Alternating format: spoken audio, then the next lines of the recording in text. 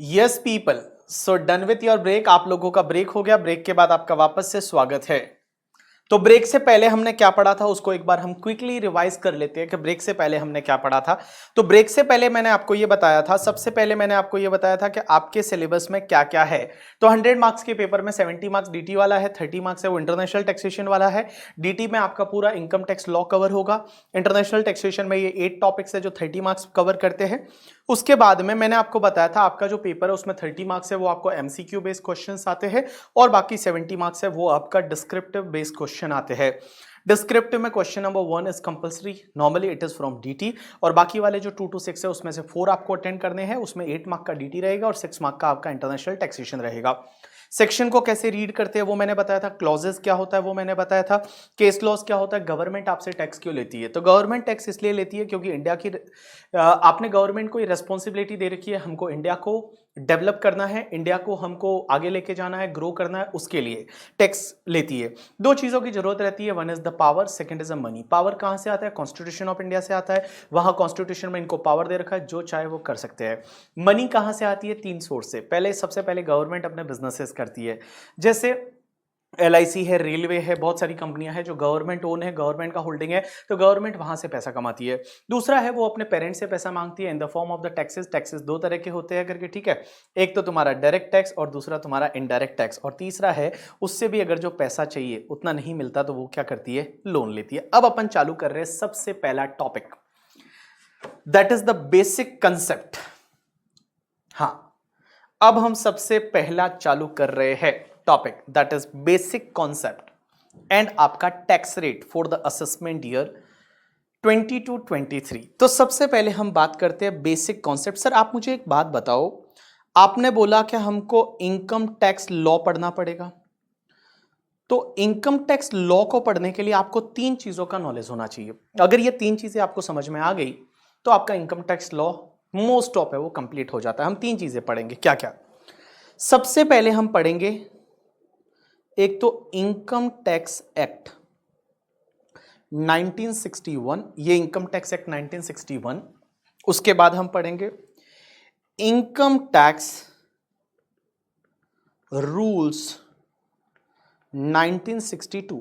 अब एक बात समझना, इनकम टैक्स एक्ट 1961, सर ये इनकम टैक्स एक्ट क्या है? सबसे पहली चीज तो जब भी आप एक्ट लिखते हो ना, आपको ए बड़ा लिखना है। जब भी आप एक्ट लिखते हो तब कभी भी आप ऐसा नहीं लिखोगे, ये वाला एक्ट नहीं लिखोगे। अगर आप ये वाला एक्ट लिखते हो, वो दूसरा वाला, ठीक है, ये वाला, तो ये बेटा शाहरुख खान वाला एक्ट हो जाएगा करके, ठीक है। तो आपको ये नहीं लिखना है, ऑलवेज जो आपको लिखना है ACT में ए है वो बड़ा लिखोगे, that is income tax act 1961।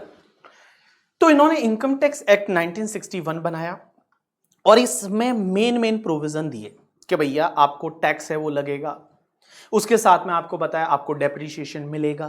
तो मेन जो प्रोविजन थे वो उन्होंने इनकम टैक्स एक्ट में डाल दिए। अब इनकम टैक्स एक्ट है, ये अपनी इंडियन टीम का विराट कोहली है, कैप्टन है। इसके साथ में उसको सपोर्ट करने के लिए उन्होंने इनकम टैक्स रूल्स बनाए। और इनकम टैक्स रूल्स क्या होता है? जैसे इनकम टैक्स एक्ट को सपोर्ट करने के लिए रूल्स होते हैं। जैसे मान लो इनकम टैक्स एक्ट में लिखा है कि डेप्रिसिएशन मिलेगा, अब वो डेप्रिसिएशन कौन सी रेट से मिलेगा वो रूल्स में दे रखा है। अब हुआ क्या, एक बंदा आया मेरे पास, वो बोलता है कि सर मुझे इनकम टैक्स पढ़ाना है इंटरमीडिएट का। मैंने कहा यस पढ़ा लो, कोई दिक्कत नहीं है, मैं तो ऐसे भी अभी कम ही पढ़ाता हूं। तो मैंने उससे एक क्वेश्चन पूछा सिंपली कि मैंने कहा कंप्यूटर पे डेप्रिसिएशन का रेट क्या है? तो बोला कंप्यूटर पे डेप्रिसिएशन का रेट 40% है। बड़ा मतलब कॉन्फिडेंस से बोला 40%। मैंने कहा कहाँ दे रखा है? तो बोला सेक्शन 32 में दे रखा है। मैंने कहा लो ये एक्ट, मैंने जो इनकम टैक्स एक्ट था उस भाई साहब के सामने रख लिया। मैंने कहा बताओ इसमें कहाँ सेक्शन 32 में डेप्रिसिएशन का रेट दे रखा है कि कंप्यूटर पे 40% है, ये कहाँ दे रखा है? वो बंदा 10 मिनट तक ढूंढता रहा। 10 मिनट तक उसने इधर उधर देखा, इधर उधर सब चीजें जो है वो उसने देखी, और सब चीजें देखी। जैसे ही उसने जो देखी करके, ठीक है, उसने बहुत सारी चीजें उसमें देखी, और आधे घंटे 10 15 20 मिनट बाद वो बोलता है इनकम टैक्स एक्ट में 40% दे ही नहीं रखा। तो मैंने कहा कहाँ दे रखा है? तो बोला सर पता नहीं 32 में ही था। मैंने कहा 32 में नहीं है, 32 में लिखा है कि assessee is eligible for the depreciation on so and so asset करके, ठीक है, एज रेट में बी प्रिस्क्राइब्ड, और रेट जो प्रिस्क्राइब की हुई है वो इनकम टैक्स रूल्स में की हुई है। आपने जीएसटी में देखा होगा, जीएसटी के बहुत सारे रूल्स है, वैल्यूएशन रूल्स अलग है करके, ठीक है, बहुत सारे इनपुट टैक्स क्रेडिट रूल्स है, तो वो रूल्स में दे रखी है चीजें कि भैया आपको कैसे कैसे क्या होगा। तो rules is basically supportive of the income tax act करके, ठीक है। चलो उसके बाद में सर ये इनकम टैक्स एक्ट 1961 में बना दिया था, मतलब ये तो कितने सालों पहले बना दिया था सर, लेकिन आज भी तो अमेंडमेंट होते हैं, तो वो अमेंडमेंट कैसे होंगे? फिर अमेंडमेंट तो करने पड़ते हैं, बिकॉज इनकम टैक्स लॉ में अमेंडमेंट तो चाहिए। तो अमेंडमेंट होते हैं वो हर साल होते हैं, और हर साल उसके लिए आपको पता है बजट आता है, और बजट जो होता है उसका एक पार्ट रहता है जिसको बोला जाता है फाइनेंस बिल। फाइनेंस बिल बोलो या फाइनेंस बिल बोलो एक ही बात है, थोड़े ऐसे क्या बोलते हैं उसको, बड़ी सिटी से है तो वो लोग फाइनेंस बोलते हैं करके, ठीक है। अपन छोटी वाली सिटी से है तो वहां पे अपन फाइनेंस बोलते हैं। तो फाइनेंस बिल बोलो या फिर फाइनेंस बिल बोलो, ये उसका एक पार्ट रहता है बजट का। और वो जो बिल होता है वो सबसे पहले प्रेजेंट होता है अपने पार्लियामेंट में, और पार्लियामेंट लोकसभा राज्यसभा में प्रेजेंट होता है। उसके बाद में क्या होता है, उस पर कुछ डिस्कशन होता है, और डिस्कशन होने के बाद में प्रेसिडेंट उस पर साइन कर देते हैं। तो जिस दिन प्रेसिडेंट उस पर साइन करते हैं वो बन जाता है फाइनेंस एक्ट।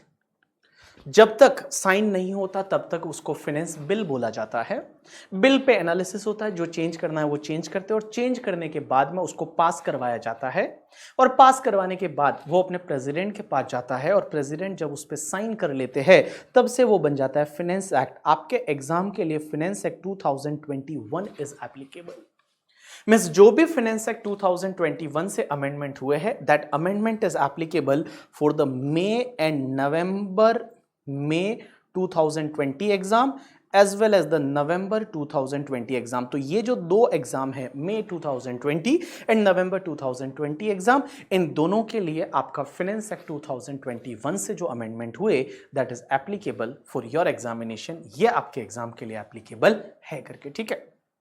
चलो अब अपन आगे बढ़ते हैं और आपकी सीधी बुक पे चलते हैं। एक बार आपकी बुक जो वॉल्यूम 1 आपको दे रखी है उस पे अगर आपके पास है तो ठीक है, नहीं है तो कोई बात नहीं, आप इधर ध्यान दे दोगे तो आपको समझ में आ जाएगा। सबसे पहले basic concept and tax rate for the assessment year 22-23।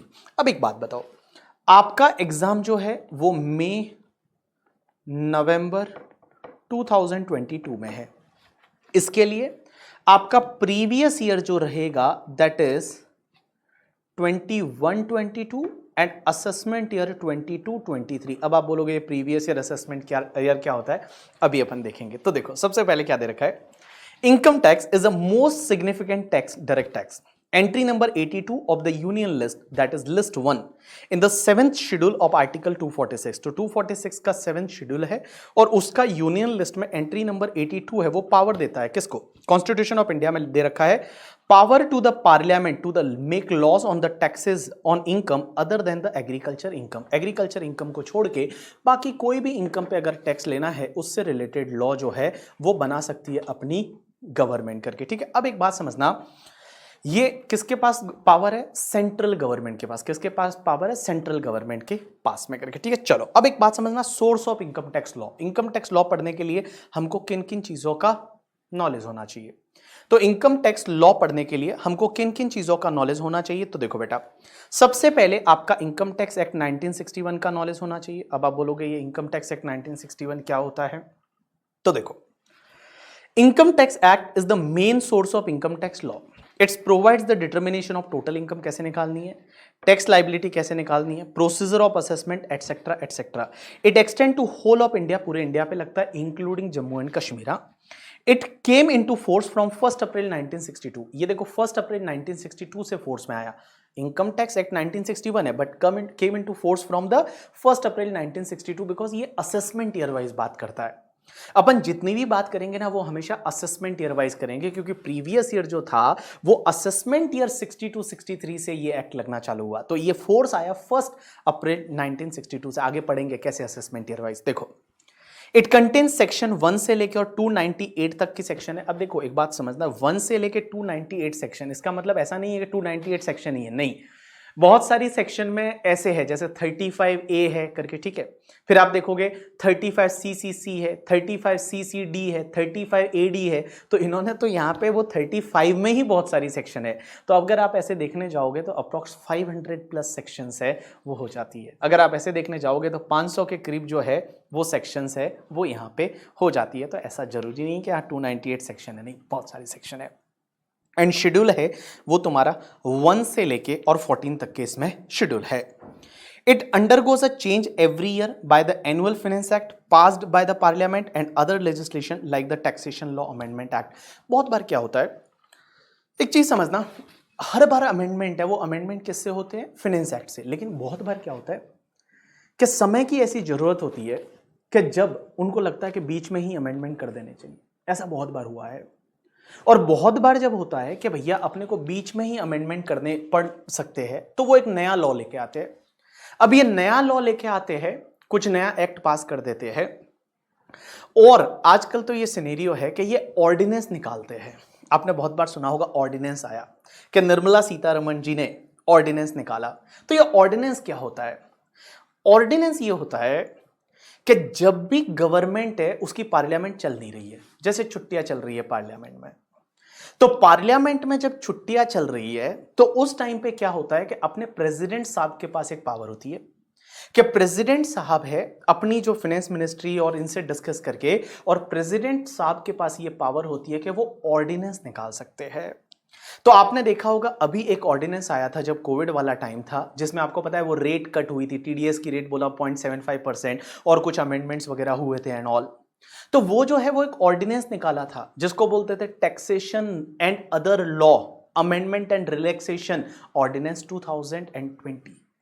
Taxation and other law amendments and relaxation ordinance 2020। अब ये ऑर्डिनेंस जो आता है ना, वो ऑर्डिनेंस क्या होता है कि जब पार्लियामेंट काम नहीं कर रही है, सब छुट्टियां चल रही है, कोई वहां मतलब नहीं चल रहा पार्लियामेंट चल रहा होता तो वहीं पे कुछ पास करवा देते बिल वगैरह और उसके बाद एक्ट बनवा देते, बट वहां तो बनवा नहीं सकते, तो वो ऑर्डिनेंस आता है।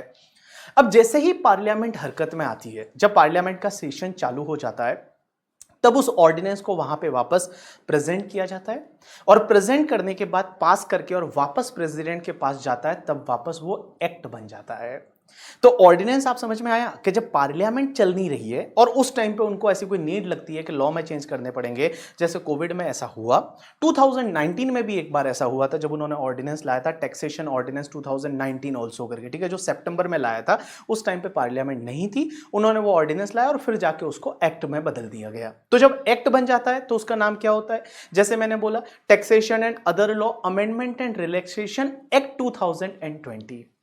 तो अपन बहुत सारे ऐसे सेक्शंस पढ़ेंगे, बहुत सारे ऐसे प्रोविजन पढ़ेंगे जो उस पर्टिकुलर अमेंडमेंट एक्ट के थ्रू है वो इनकम टैक्स लॉ में इनकॉर्पोरेट किए गए हैं या फिर चेंजेस किए गए हैं। चलो अब अपन आगे चलते हैं नेक्स्ट पार्ट पे। हेलो हेलो, स्ट्रीमिंग क्वालिटी तो अच्छी है मेरे को लग रहा है। ऑर्डिनेंस अगर वो अग्री नहीं होता है पार्लियामेंट में तो फिर उसकी कोई वैल्यू नहीं रहती, उसकी वैल्यू नहीं रहती है ऑर्डिनेंस की, वो खत्म हो जाता है फिर अगर वहां पे आप पार्लियामेंट में पास नहीं करा पाए तो। बट नॉर्मली ऑर्डिनेंस जैसी चीजें हैं वो पास हो ही जाती है, बिकॉज गवर्नमेंट है वो ऑब्वियसली ऐसा ही ऑर्डिनेंस लाती है जो उसके लिए लाइक लोगों के लिए फायदे का हो। चलो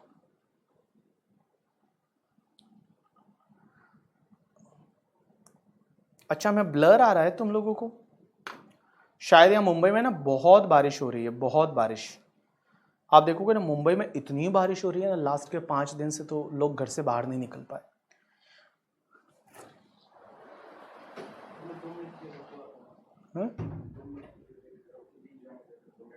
आप 2 मिनट के लिए रुक जाओ, फिर 2 मिनट के बाद हम रीजॉइन करते हैं।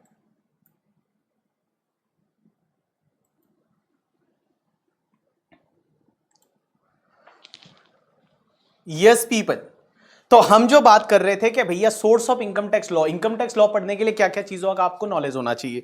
तो मैंने बोला सबसे पहले इनकम टैक्स एक्ट है, ये इनकम टैक्स एक्ट जो है वो मेन एक्ट होता है करके, ठीक है, मेन एक एक्ट है that is income tax act 1961। उसके बाद सेकंड चलते हैं इनकम टैक्स रूल्स 1962। अब ये इनकम टैक्स रूल्स 1962 क्या होता है, सब लोग इधर देखना, ठीक है। तो इनकम टैक्स रूल्स 1962 क्या होते हैं? All people just pay attention. Income tax rules means IT Act empowers central government, Central Board of Direct Tax, that is CBDT, to make the rules. All forms, procedure, principle of valuation of perquisites are provided in the rules. तो जो government है उन्होंने CBDT को ये authorise कर रखा है कि आप रूल्स बना सकते हो. जैसे आपके ITR फॉर्म कहाँ दे रखे होते हैं? ITR 1, ITR 2, ITR 3, ITR 4 जो है वो आपके रूल्स में दे रखे होते हैं. तो वो CBDT जो है, central board of direct tax है. ये CBDT क्या होता है, कैसे होता है, कौन ऑफिसर रहते हैं, वो अपन आगे जाके बात करेंगे. तीसरा part is a finance act. Sir ये फाइनेंस एक्ट क्या होता है? तो देखो बेटा, फाइनेंस एक्ट जो है वो कैसे बनता है? तीन चीजें. सबसे पहला, बिल प्रेजेंट होता है पार्लियामेंट में. दूसरा जो है उसका अप्रूवल आता है, एसेंट आता है किसका? प्रेसिडेंट का. और जैसे ही वो एसेंट आ जाता है उस दिन से वो फाइनेंस एक्ट बन जाता है. तो अगर आप बोर्ड पे देखोगे तो उस केस में सबसे पहले क्या लिखा हुआ है? देखो, प्रेजेंटिंग द बिल, ये सबसे पहला काम होता है. Every year the finance minister present a finance bill in the parliament which contain various amendments proposed to be made in the direct and indirect taxes. Finance Bill 2021 जो था, that is presented by Nirmala Sitharaman on the 1st Feb 2021. Sir last 2 minutes में कुछ भी नहीं पढ़ाया. मोहित, don't worry. तो देखो, सबसे पहले जो फाइनेंस एक्ट आता है वो कैसे आता है? तो सबसे पहले आपका बिल प्रेजेंट होता है. निर्मला सीतारमण जी जो अपनी फाइनेंस मिनिस्टर है, उन्होंने ये प्रेजेंट किया था 2021 वाला. और ये कब प्रेजेंट किया था? 1 Feb 2021 को. एक बात बताओ, हाँ ओपन लेक्चर है, आप बाद में देख लेना. अगर किसी को कुछ दिक्कत आती है तो आप क्लोज कर देना भले, और आप बाद में वापस देख लेना. आज का लेक्चर ओपन मिलेगा आपको, ठीक है? सर ये जो बजट है ये पहले आपको पता है 1 Feb को आता था. 1 Feb को पहले आता था. पहले आता था 28 Feb को. आप देखोगे जब पी चिदम्बरम जी हुआ करते थे फाइनेंस मिनिस्टर कांग्रेस के टाइम पे, last day of the Feb में आता था. अब इन्होंने, बीजेपी वालों ने क्या किया? बोला ये last day of the Feb तक क्यों खींच रहे हो इसको, जस्ट आप 1 Feb को ही डाल दो. तो उन्होंने क्या किया? 1st day of the Feb को बजट प्रेजेंट करना चालू किया. इसके पीछे उनका रीजनिंग ये है कि पहले जब last day of the Feb में आता था तो एक तो फेब में आया, लास्ट वो बजट है, वो बिल है. फिर पार्लियामेंट में क्या होता था? उस पर डिस्कशन होता था. डिस्कशन होने के बाद प्रेसिडेंट के पास जाता था. तो बहुत बार क्या होता था ना कि अप्रैल एंड आ जाता था, तब जाके प्रेसिडेंट के साइन होते थे. लेकिन बहुत सारे अमेंडमेंट ऐसे हैं जो 1 अप्रैल से एप्लीकेबल है. तो जब 1 अप्रैल से एप्लीकेबल है, बट उस पर क्लैरिटी तो तब आएगी ना जब एक बार प्रेसिडेंट साइन कर देगा तब. और प्रेसिडेंट साइन करता था वो कभी अप्रैल एंड तक चला जाता था, कभी मई में भी चला जाता था एंड ऑल. तो 1 अप्रैल से अमेंडमेंट्स को एप्लीकेबल करवाने में बहुत बार ऐसी दिक्कतें भी आती थी. तो उसके लिए उन्होंने क्या किया कि बजट को बोला कि हम 1 Feb को ला लेते हैं. तो जब 1 Feb को बजट आ रहा है तो क्या होता है ना, 31 मार्च तक चीजें है वो सेटल हो जाती है. वो बिल जो है वो एक्ट में बदल जाता है. तो जिससे 1 अप्रैल से जो भी अमेंडमेंट्स एप्लीकेबल वगैरह है वो सब लोगों को ध्यान रहता है. तो इसके लिए इन्होंने क्या किया? 1 Feb को बजट लाना चालू किया. अब एक और चीज समझना आप लोग, नॉर्मली 1 Feb को ही आता है बजट, लेकिन जिस ईयर में इलेक्शन होते हैं उस ईयर में आपको पता है 2 बजट आते हैं. एक आता है आपका फेब में 1 Feb को, जिसको अपन इंटरिम बजट भी बोलते हैं, उसको हम इंटरिम बजट भी बोलते हैं. और एक आता है नई गवर्नमेंट जब बन जाती है और नई गवर्नमेंट जब इलेक्ट हो जाती है, उनका काम चालू हो जाता है, तब वो फुल फ्लैश बजट वापस प्रेजेंट करते हैं, normally in the month of the जुलाई. तो आप देखो 2019 में 2 फाइनेंस एक्ट है. एक तो तुम्हारा फाइनेंस एक्ट नंबर 1 2019 जो पीयूष गोयल जी ने प्रेजेंट किया था, क्योंकि पीयूष गोयल जी उस टाइम के लिए फाइनेंस मिनिस्टर थे. और दूसरा जो बजट है वो वापस जुलाई में आया और वो निर्मला सीतारमण जी ने प्रेजेंट किया, that is finance act number 2 2019. तो आप हमेशा ध्यान रखना, जिस ईयर में इलेक्शन होते हैं उस ईयर में 2 बजट आते हैं, एक पहले वाला करके, ठीक है. जो पहली गवर्नमेंट जो होती है, जो एग्जिस्टिंग गवर्नमेंट होती है, वो इंटरिम बजट प्रेजेंट करती है, वो आपका फाइनेंस एक्ट नंबर 1 बोलते हैं. और जो दूसरी वाली गवर्नमेंट है, जब वो बन जाती है, वापस गवर्नमेंट है, या तो वो री इलेक्ट होती है या चेंज होती है, तो वो क्या करते हैं? अपना दूसरा वाला बजट है वो लेके आते हैं. चलो, उसके बाद में मैंने बोला कि प्रेजेंटिंग द बिल, ये सबसे पहला काम होता है. दूसरा, approval and ascent of the president. तो देखो ऐसा क्यों होता है कि 2 बजट क्यों आते हैं? देखो क्या होता है ना यार, सिंपल सी बात है. अगर मान लो बीजेपी की government, budget is a next 1 year का काम, तो बीजेपी ने अपने हिसाब से बजट बनाया था। अब मान लो जुलाई में आके कांग्रेस की गवर्नमेंट आ जाए, तो जब कांग्रेस की गवर्नमेंट आ गई, गवर्नमेंट चेंज आ गई, तो वो उनका अलग थॉट प्रोसेस है, उनका अलोकेशन अलग है पैसे का, कि पैसा कैसे अलोकेट करना है, क्या अमेंडमेंट्स करने हैं, कैसे करने हैं। तो depends on the government to government करके उनकी अलग अलग पॉलिसीज रहती है। Budget is for future 1 year. तो भैया ऐसा थोड़ी हो सकता है कि बीजेपी ने जो किया कांग्रेस वाले बोले नहीं नहीं हम तो यही वाला फॉलो कर देंगे, ऐसा नहीं होता। दैट्स वाई वो वहां पे क्या होता है, एक इंटरिम बजट होता है और एक तुम्हारा फुल फ्लैश बजट आता है जिस ईयर में इलेक्शन होते हैं। चलो दूसरा क्या होता है, जैसे बिल आ गया, पार्लियामेंट में गया, as soon as bill passed by both the house of the parliament, means Lok Sabha Rajya Sabha, and thereafter receive the assent of the president, president ji ने अपना थप्पा मार दिया, साइन कर दिया, it became the finance act. Finance Bill 2021 became Finance Act 2021 on 28 March 2021 after receive the assent of the president। तो president ji ने जब साइन कर दिया वो फाइनेंस एक्ट बन गया। अब उसमें होता क्या, अमेंडमेंट होते हैं फाइनेंस एक्ट में। The amendment proposed therein are then incorporated in the income tax law के amendments होते हैं। The Finance Act bring the amendment to the direct tax law and it provide the tax rates also। Finance Act में tax rates भी होती है और जो amendments करने हैं वो भी होते हैं। जो Finance Act होता है उसके basically 4 पार्ट होते हैं। तो देखो क्या लिखा हुआ है। The first schedule of the Finance Act contain 4 part which specify the rate of the tax। उसके 4 पार्ट है, उसमें रेट्स बताई जाती है। क्या क्या, सबसे पहला part 1, Part 1 of the first schedule of the Finance Act specify the rates of tax applicable for current assessment year। Current assessment year का मतलब होता है कि भैया लास्ट प्रीवियस ईयर के लिए क्या रेट थी। जैसे एक सिंपल सी बात बताता हूं कि अगर आप देखोगे कि आपका जो ये बजट आया 2021 वाला, तो 2021 का जो पार्ट ए देखोगे, पार्ट 1 देखोगे, तो पार्ट 1 में क्या दे रखा है, असेसमेंट ईयर 21-22 के लिए क्या टैक्स रेट है। Assessment year 21-22 because that is a current assessment year. अपने लिए तो असेसमेंट ईयर अगला वाला एप्लीकेबल है, बट पार्ट ए में करंट असेसमेंट ईयर की टैक्स रेट के बारे में बताया गया होता है। पार्ट 2 क्या होता है, part 2 specify the rate at which the tax is deductible at source for the current financial year. कि भैया इस साल में अब लोगों का टीडीएस कैसे काटना है, तो टीडीएस की रेट है वो पार्ट 2 में होती है। पार्ट 3 क्या रहता है, Part 3 gives the rates for calculating income tax for deducting tax from income chargeable under the head salary and computation of advance tax। कि एडवांस टैक्स के लिए आपको क्या टैक्स रेट लेनी है, आपको उसके साथ साथ में सैलरी की जो इनकम कैलकुलेट करनी है उसके लिए सैलरी की इनकम पे जो टीडीएस काटना है वो कौन सी रेट से काटोगे। तो इन सिंपल वर्ड बता दूं मैं आपको, पार्ट 3 जो रहता है ना वो ये होता है कि अपनी असेसमेंट ईयर के लिए क्या टैक्स रेट है। पार्ट 3 में होता है कि असेसमेंट ईयर में के लिए क्या टैक्स रेट है, क्योंकि उसी से तो आप टीडीएस काटने वाले हो सैलरी में, या उसी से तो आप एडवांस टैक्स पे करने वाले हो। तो तीसरा क्या है, अपने असेसमेंट ईयर में टैक्स रेट क्या रहने वाली है। और इसका पार्ट 4 जो रहता है that is contain the rules for computation of net agriculture income, कि आपको नेट एग्रीकल्चर इनकम कैसे कैलकुलेट करना है।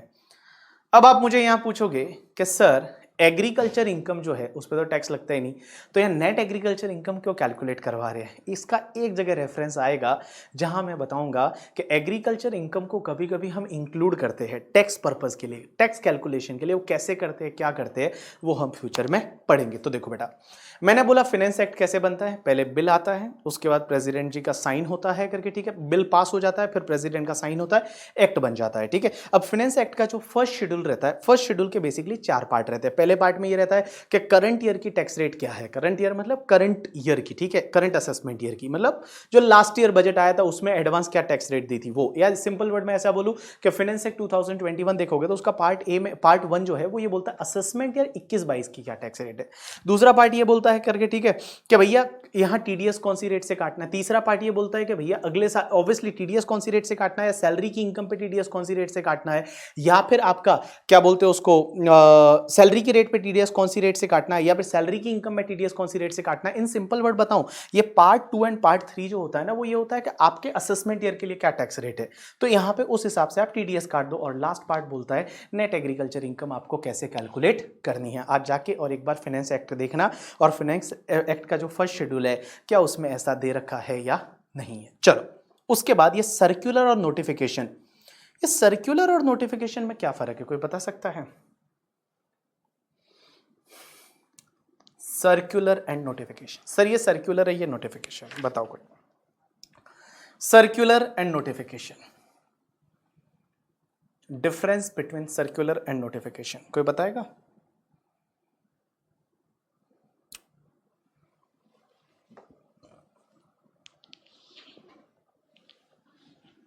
फाइनेंस एक्ट 2021 से आपका असेसमेंट है 22-23 है। यस, नीति सही बोल रही हो।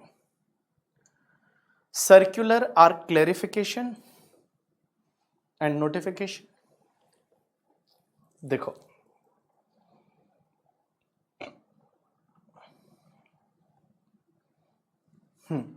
चलो, नोटिफिकेशन बाय सेंट्रल गवर्नमेंट और circular is for department internal purpose. Very good, बहुत सारे लोगों ने सही बोला। अपन एक सर्कुलर और नोटिफिकेशन की बात करते हैं। देखो सर्कुलर जो होता है ना, वो नॉर्मली सीबीडीटी इशू करती है और डिपार्टमेंट के इंटरनल पर्पस के लिए होता है। इंटरनल पर्पस में किसी भी चीज को क्लेरिफाई करने के लिए सर्कुलर इशू किया जाता है। जैसे आपको पता है एक सेक्शन अभी 194 क्यों आई है अपने टीडीएस में, आपको याद रहेगा, ठीक है। आपके ऑफिस में बड़ी मतलब चर्चाएं चल रही होगी उस सेक्शन को लेके कि 194 क्यू और ओ और एक टीडीएस की टीसीएस की सेक्शन है 206 सी 1 जी और एच करके। सर इसका कैसे कंपैरिजन है, क्या है, आपने देखा होगा। तो यहां पे डाउट को रिजॉल्व करने के लिए बहुत बार क्लियरिफिकेशन चाहिए। तो वो क्लेरिफाई करने के लिए सीबीडीटी है वो सर्कुलर इशू करती है। क्लेरिफाई करने के लिए सीबीडीटी है वो सर्कुलर इशू करती है। अब एक बात समझना, सर्कुलर जो है ना वो आप पे बाइंडिंग नहीं है। मीन्स आपको चाहे तो वो फॉलो करो, आपको नहीं चाहिए तो कोई बात नहीं, मत फॉलो करो, कोई प्रॉब्लम नहीं। It is not binding to you but it is binding to department. Department पे वो बाइंडिंग है, आप पे बाइंडिंग नहीं है सर्कुलर। बट नोटिफिकेशन, नोटिफिकेशन क्या होता है, मेनी टाइम अमेंडमेंट का इफेक्ट देने के लिए। जैसे इनकम टैक्स एक्ट में या मान लो फाइनेंस एक्ट में ऐसा लिखा है कि this is applicable from the date on which it is notified, मतलब इसको नोटिफाई की डेट से ये सेक्शन एप्लीकेबल होगी। तो नोटिफिकेशन जो है वो अमेंडमेंट को इफेक्ट देने के लिए होता है। और दूसरी चीज, नोटिफिकेशन दोनों पे बाइंडिंग होता है। आप पे भी नोटिफिकेशन बाइंडिंग है, डिपार्टमेंट पे भी नोटिफिकेशन बाइंडिंग है। आप ऐसा नहीं बोल सकते कि नोटिफिकेशन को हम फॉलो नहीं करेंगे करके, ठीक है। चलो हम इनकम टैक्स के पर्सपेक्टिव कुछ एग्जांपल लेते हैं कि नोटिफिकेशन एंड सर्कुलर। ये आपको याद है, आपके ऑफिस में आपको पता रहेगा, जैसे मान लो आपके सर का जो बिल है और बिल मान लो आपने प्रोफेशनल फीस का बिल बनाया 1 लाख का, उस पर आपने जीएसटी ऐड किया और जीएसटी आपने 18,000 ऐड किया, तो टोटल बिल है वो आपका 1,18,000 है। ये 1,18,000 का आपका टोटल बिल है। अब एक चीज समझना, आप टीडीएस किस पे काटोगे? जो 194J में टीडीएस काटते हैं वो टीडीएस किस पे काटोगे? तो मैं बोलूं, आप लोग जो टीडीएस काटते हो, आप लोग जो टीडीएस काटते हो वो किस पे काटोगे? 1 लाख पे या टोटल 1,18,000 पे? 1 लाख पे या टोटल 1,18,000 पे? टीडीएस किस पे काटोगे? मीन्स आपका क्लाइंट आपका टीडीएस काटता है कितने पे? 1 लाख पे। आंसर इज यस, 1 लाख पे।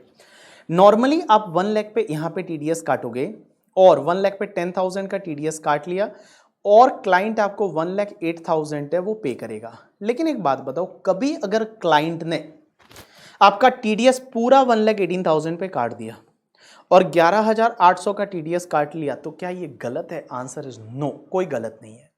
ये एक सर्कुलर है जो ये बोलता है कि अगर मान लो जीएसटी जो है, जीएसटी सर्विस कंपोनेंट पे है, उस जीएसटी वाले पार्ट पे आप टीडीएस नहीं काटोगे तो चलेगा। बट बहुत बार आपने देखा होगा, अगर मान लो क्लाइंट ने पूरे 1,18,000 पे टीडीएस काट लिया तो इसमें कोई गलत नहीं है, because this is the circular. आपको लगता है आपके लिए फेवरेबल है तो आप उसको फॉलो करो, आपको लगता है आपके लिए फेवरेबल नहीं है तो आप उसको फॉलो मत करो। That is called circular. But notification, notification आया, you have to follow that. अगर मान लो नोटिफिकेशन आया कि कल उठ के निर्मला सीतारमण जी कुछ नया टैक्स लेने वाली है, तो भैया फिर आपको वो फॉलो करना ही पड़ेगा। आप ये नहीं बोल सकते कि नहीं नहीं हम तो नहीं पे करेंगे या हम तो नहीं देंगे, ऐसा नहीं होता। Notification is binding to department as well as SSC, but circular is binding only to department. SSC को तभी फॉलो करना है अगर वो एसएससी के लिए फेवरेबल है तो, ठीक है। तो देखो क्या लिखा हुआ है, circular are issued by the CBDT to clarify the meaning, या तो किसी का मीनिंग या scope of certain provision contain in the act. Notification are issued central government or CBDT to give effect of provision of the Income Tax Act. Circular are binding to the assessing officer or I can say the department, but not to the assessee and court. However, assessee can take the advantage of the circular which are beneficial to them. जैसे मैंने आपको बोला कि TDS वाला जो है, TDS जो GST component service वाला, वो सर्विस वाले GST कंपोनेंट पे आप TDS नहीं काटोगे, it is beneficial to the assessee, तो असेसी उसको फॉलो कर सकता है, कोई दिक्कत नहीं है। उसके बाद में आपका सुप्रीम कोर्ट और हाई कोर्ट के डिसीजन। अब एक चीज समझना, हर चीज लॉ में नहीं लिखी जा सकती, बिकॉज लॉ जब बनाया जाता है तो बनाते टाइम लॉ मेकर्स ने कुछ और सोचा था, लेकिन उसके लोग मजे लेने लग जाते हैं और लिटिगेशन बढ़ जाती है। और लिटिगेशन जब बढ़ जाती है तो हाई कोर्ट और सुप्रीम कोर्ट है वो अपने जजमेंट्स देती है, और हाई कोर्ट सुप्रीम कोर्ट के जजमेंट है वो जब आप पढ़ोगे तब जाके आपको ये माना जाएगा आपने इनकम टैक्स लॉ पढ़ा है। अब आप मुझे एक बात बताओ सर, सुप्रीम कोर्ट का जो जजमेंट है क्या वो पूरे इंडिया पे बाइंड होता है? कि अगर सुप्रीम कोर्ट का कोई जजमेंट आ गया तो क्या वो पूरे इंडिया पे बाइंड है? Answer is yes, because supreme court पूरे इंडिया पे बाइंडिंग है जजमेंट, ठीक है। लेकिन हाई कोर्ट का कोई जजमेंट आता है ना, तो वो आपके जुरिस्डिक्शन पे बाइंड रहता है, बाकी वाले जुरिस्डिक्शन पे बाइंड नहीं होता। जैसे मैं एक एग्जांपल लेता हूं कि मान लो किसी केस में बॉम्बे हाई कोर्ट का जजमेंट आया, तो बॉम्बे हाई कोर्ट है वो महाराष्ट्र के जुरिस्डिक्शन को कवर करती है, तो महाराष्ट्र पे वो चीज बाइंडिंग है। बट बेटा अगर पंजाब वाला चाहे तो जजमेंट को फॉलो नहीं करेगा तो चलेगा, because that is not binding to the Punjab. तो मैंने क्या बोला, सुप्रीम कोर्ट के जजमेंट है वो, सुप्रीम कोर्ट के जजमेंट है वो पूरे इंडिया पे बाइंड होते हैं। अगर सुप्रीम कोर्ट का जजमेंट आया you have to follow, supreme court का जजमेंट है वो फाइनल जजमेंट है, उसके भैया आगे कुछ भी नहीं है। अगर लॉ में चेंज करके आप सुप्रीम कोर्ट के जजमेंट को भी ओवरराइड कर सकते हो, लॉ में चेंज करके आप सुप्रीम कोर्ट के जजमेंट को ओवरराइड कर सकते हैं। देखो सुप्रीम कोर्ट का जजमेंट इज अ प्राइम, मतलब दिस इज द प्राइम कि सुप्रीम कोर्ट ने जजमेंट दे दिया वो आपको सबको फॉलो करना है। बट अगर गवर्नमेंट चाहे तो लॉ को चेंज करके और वो सुप्रीम कोर्ट के जजमेंट को भी ओवरराइड कर सकते हैं और सुप्रीम कोर्ट के जजमेंट को नलीफाई कर सकते हैं लॉ को अमेंड करके। ऐसा ही हुआ, एक एग्जांपल लेता हूं करके, ठीक है। वोडाफोन वाला, आपने बहुत नाम सुना होगा, वोडाफोन का जजमेंट, वोडाफोन का जजमेंट, वोडाफोन का जजमेंट। आपको पता है पहले हज करके एक कंपनी हुआ करती थी और हज की एड आती थी, अपन छोटे थे जब क्रिकेट देखते थे तो हज की एड आती थी, और हज की जो एड आती थी उसमें एक कुत्ता भागता था करके, ठीक है, और कनेक्टिंग पीपल करके ऐसा कुछ शायद था हज का। तो हज करके एक इंडिया की कंपनी थी, और हज जो थी वो हज कंपनी इंडिया में अच्छा खासा, सबसे अच्छा आई थिंक नेटवर्क उसी का था। जब मैं छोटा था तब हज वाला डॉग आता था, और हज का network is the best network in the India, और वो हज बिक गई। और हज को खरीदा किसने पता है?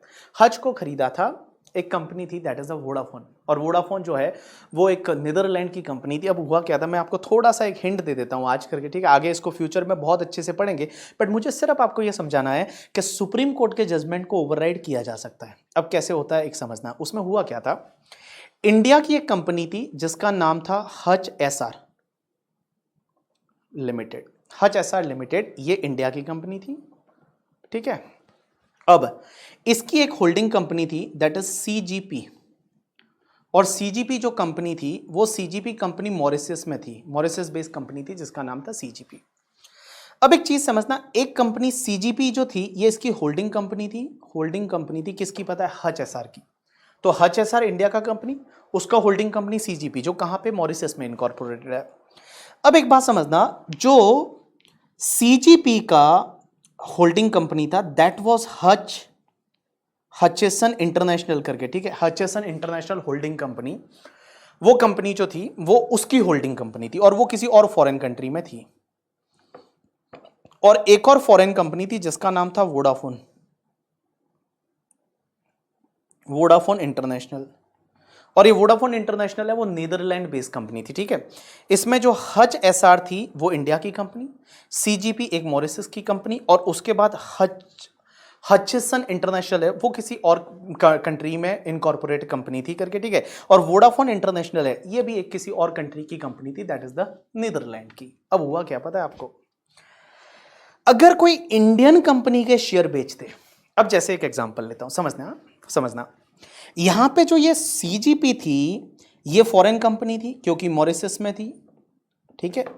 हचेसन है वो फॉरेन कंपनी थी क्योंकि ये फॉरेन कंपनी थी करके, ठीक है। और उसके बाद में वोडाफोन थी, वो भी एक फॉरेन कंपनी थी, और ये तीनों अलग अलग कंट्री में इनकॉर्पोरेटेड थी। सीजीपी जो है वो मॉरिशस में, ये हचिसन है, ये I think Hong Kong based company थी, यस हांगकांग में थी, और वोडाफोन जो थे वो आपके नीदरलैंड बेस्ड कंपनी थी, ठीक है, वहां पे ये इनकॉर्पोरेट थी वोडाफोन, यहाँ हचिसन इंटरनेशनल, और सीजीपी है वो मॉरिशस में। अब हुआ क्या समझना, अगर इंडियन कंपनी के शेयर बिक जाते हैं, अगर कोई इंडियन कंपनी है उसके शेयर बिक जाते हैं तो इंडिया में टैक्स लग जाता है।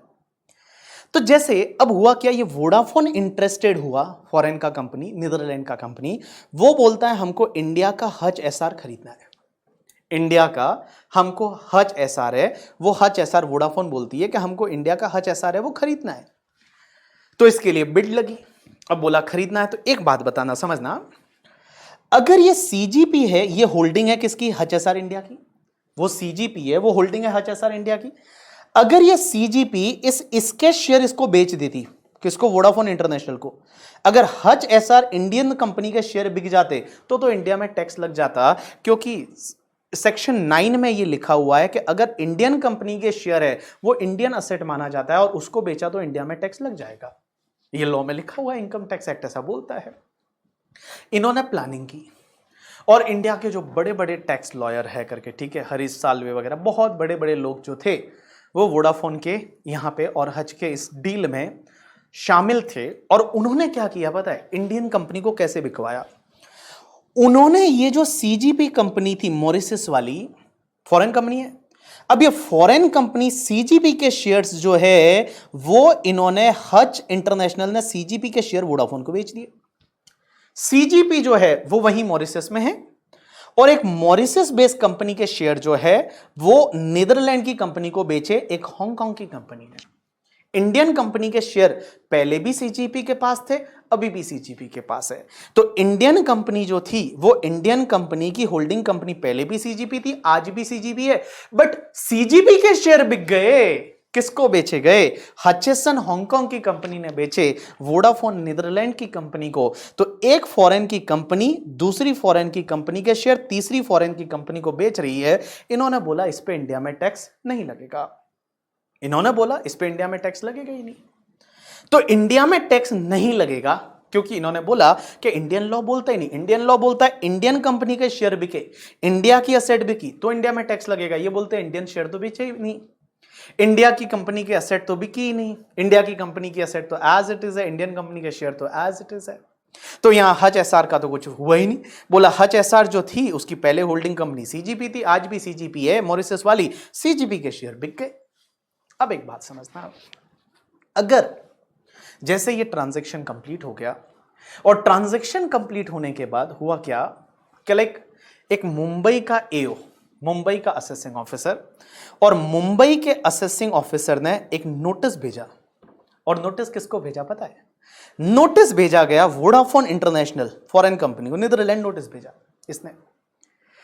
अब एक बात समझना, इसको नोटिस भेजा वोडाफोन इंटरनेशनल फॉरेन कंपनी को नोटिस भेजा, और नोटिस में क्या लिखा पता है वोडाफोन को, कि तुम असेसी इन डिफॉल्ट हो, तुमने हचिसन को जो पेमेंट किया है, बिकॉज हचिसन से आपने सीजीपी के शेयर खरीदे, तो तुमने जो हचिसन हांगकांग की कंपनी को पेमेंट किया है वोडाफोन ने, तुमने उसका टीडीएस नहीं काटा है।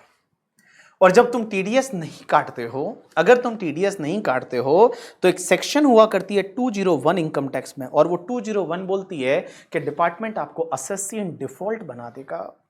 और जैसे ही आपको असेसी इन डिफॉल्ट बनाया करके, ठीक है, तो असेसी इन डिफॉल्ट जैसे ही आपको बना दिया तो भैया आपको पेनल्टी इंटरेस्ट भरना पड़ेगा, जितना टैक्स नहीं काटा उसका 100% आपको पेनल्टी लगेगा और उस पर इंटरेस्ट भी लगेगा। ऐसा नोटिस वोडाफोन को भेजा गया। ये आपके मन में डाउट रहेगा इतने सालों से कि सर बिकी तो हच थी और हचिसन इंटरनेशनल ने बेची थी, ये हांगकांग बेस्ड कंपनी ने, तो वोडाफोन का केस लो क्यों आया? भाई अल्टीमेटली टैक्स किसको भरना पड़ता है? टैक्स तो सेलर को भरना पड़ता है ना, बायर को थोड़ी भरना पड़ता है करके, ठीक है, बायर को थोड़ी भरना पड़ता है, वो तो सेलर को टैक्स भरना पड़ता है। तो सेलर को टैक्स भरना था, तो फिर इस केस में वोडाफोन क्यों घुसेड़ा गया? वोडाफोन को 201 में असेसी इन डिफॉल्ट बनाया गया। क्योंकि एक बात बताऊं, जो सेलर होता है ना वो भाग जाता है बेच के, उसके शेयर होल्डर ने पैसा ले लिया, खत्म हो गया, वो सेलर तो रहा ही नहीं, वो तो खत्म कर दी इन्होंने कंपनी, मान लो पैसा बांट के ले लिया, खत्म, इनको नहीं पकड़ा, पकड़ा बायर को, क्योंकि आज इंडिया में धंधा तो बायर को चलाना था। वोडाफोन को पकड़ा और वोडाफोन को 201 में नोटिस भेज दिया और बोला, एक बॉम्बे का एओ जो है उसने बोला कि भैया आपने जो पेमेंट किया है हचसन हांगकांग को सीजीपी खरीदने का, आपने सीजीपी नहीं खरीदा, आपने तो इंडिया की कंपनी खरीदी है जिसका नाम है हचसन एसआर, आपने इनडायरेक्टली इंडिया की कंपनी खरीदी है, इस पे इंडिया में टैक्स लग जाएगा, ऐसा बोल के, और आपने टीडीएस नहीं काटा, और जब टीडीएस नहीं काटा तो आप एसएससी इन डिफॉल्ट हो, आपको इंटरेस्ट पेनल्टी भरना पड़ेगा। अब आप मुझे बोलोगे कि सर अच्छा तो अब हुआ क्या? वोडाफोन ने इसको चैलेंज किया सबसे पहले बॉम्बे हाई कोर्ट में। हमारी जो बॉम्बे हाई कोर्ट है और बॉम्बे हाई कोर्ट में चैलेंज किया। और वोडाफोन ने जो चैलेंज किया, वोडाफोन ने बोला हमने टीडीएस नहीं काटा बिकॉज इस ट्रांजैक्शन पे इंडिया में टैक्स ही नहीं लगता था। इंडिया में जिस चीज पे टैक्स लगता है तो टीडीएस काटना है, जब इंडिया में टैक्स ही नहीं लगता तो हम टीडीएस क्यों काटे, तो हम सही है। लेकिन मैं आपको बताऊं, बॉम्बे हाई कोर्ट ने ये जो ट्रांजैक्शन था, इस ट्रांजैक्शन को पूरा खोला और बॉम्बे हाई कोर्ट ने बोला कि आपने जो ये मॉरिशस में सीजीपी बनाई है, ये एक डमी कंपनी है। ये जो कंपनी बनाई है इंडिया में सिर्फ एंड सिर्फ आपने क्या करने के लिए बनाई है पता है? टैक्स सेव करने के लिए बनाई है। तो आपने इस सीजीपी को बेचा है, बट सीजीपी नहीं, आपने अल्टीमेटली इंडिया की हच एसआर को बेचा है। इंडिया में टैक्स लग जाएगा और आपको 201 में जो एसएससी इन डिफॉल्ट बनाया है वो बड़ा ही सही बनाया है और आपको पेनल्टी इंटरेस्ट पे करना पड़ेगा। ऐसा किसने बोला पता है? बॉम्बे हाई कोर्ट ने बोला।